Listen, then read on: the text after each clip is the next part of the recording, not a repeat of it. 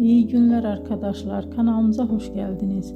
Bu videoda Hande Erçel'in bugün geldiği noktadan ve etkisinden bahsedeceğiz.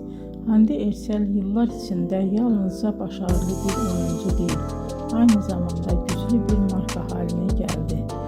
Birçok moda ve kozmetik markasıyla çalıştı ve uluslararası kampanyalarda yer aldı. Bugün o Türkiye'nin en çok konuşulan ve en çok takip edilen oyuncularından biri. Güzelliği, oyunculuğu ve ekran karizması sayesinde geniş bir hayran kitlesine sahip.